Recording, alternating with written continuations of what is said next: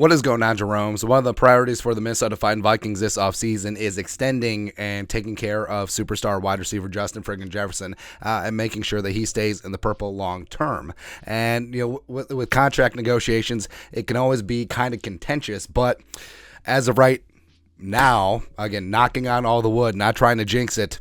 Shut your mouth, Ricky Bobby. Don't you put that evil on me. Things appear pretty damn good, and the water appears pretty damn smooth for trying to get an extension done with Justin Jefferson. So Justin Jefferson, a couple weeks ago, basically says, if they want me here, I'm here. That whole thing. He hasn't made any overtures. There hasn't been any rumors or grumblings that Jefferson wants out or this or that or the other thing, like you see so often when players force their way out of town. Don't know what that's like. Yeah, weird. And then at the Combine this week, General Manager Kwesi Adofo-Mensah was gushing and effusive with his praise of Jefferson. Basically said, I don't want to be the Vikings GM without this guy on our team, so it's a priority of getting a long-term extension done with him. Also, Kwesi even alluded to the local media jackals that Jefferson may be involved in roster building. Now, obviously, that would be something granted to a guy who's not finishing out his rookie deal. It's a guy who's here long-term, the face of the franchise. I think Kwesi absolutely recognizes that. And then on Wednesday, Kevin O'Connell talking about Jefferson. What I was really impressed by with Justin this year was the leadership, the next step of understanding, hey, he believes he's the best receiver in football, and I happen to agree with him, and a lot goes with that.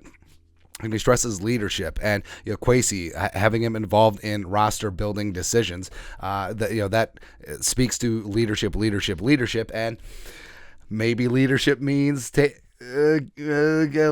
a couple million on the table. I don't know.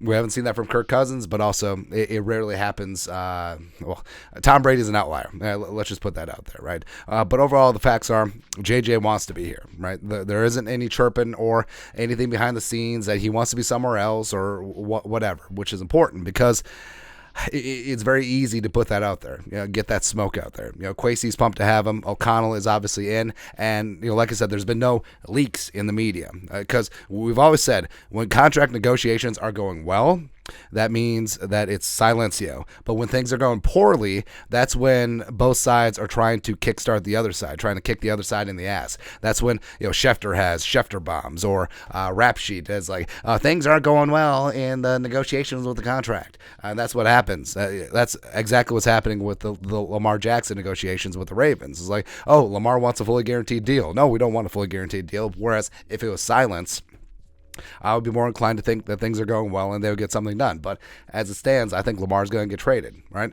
And with Jefferson, I mean, first off, let's keep in mind, he is fully worth $30+ million per year. He is fully worth $33-35 million per year. Like, he is worth quarterback money. He is that wide receiver one. And in a passing league, he is a game changer. He is a completely dynamic player. Yes.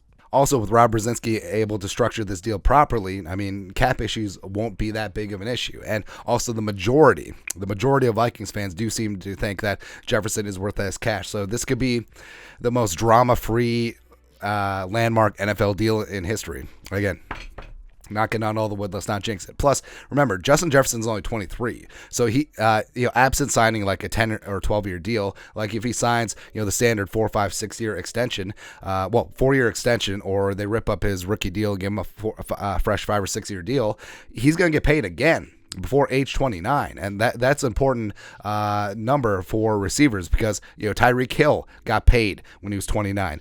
Devontae Adams, DeAndre Hopkins got paid slightly after they were 29. Well, Nuke before, and then same thing with Cooper Kupp. So you can get paid again. So whatever the Vikings pay Jefferson on this this contract extension, he's gonna hammer it again. And just think of the resume that Jefferson's gonna be putting up, 4, 5, 6 seasons down the line, and he's just gonna get paid again. Absolutely ridiculous, man. But I'm okay with it because, like I said, the whole idea was like, trade Jefferson for a bunch of picks. Well, you hope those picks are a fraction of the player that Jefferson is. He is impactful. He changes the game. He is the best player at a premium position, and he's the face of the franchise. And he wants to be here.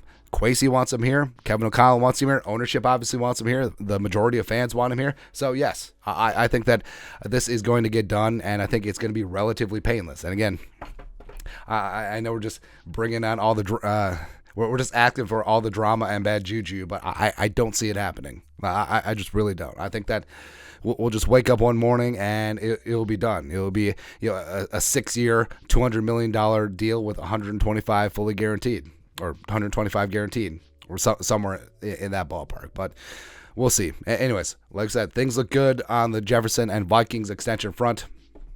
Knocking on all the wood. Let us know your thoughts and our thoughts in the comment section below. Subscribe for daily Vikings takes. Want to support the work? Put a little something in the Venmo. But till next time, Skol, production value.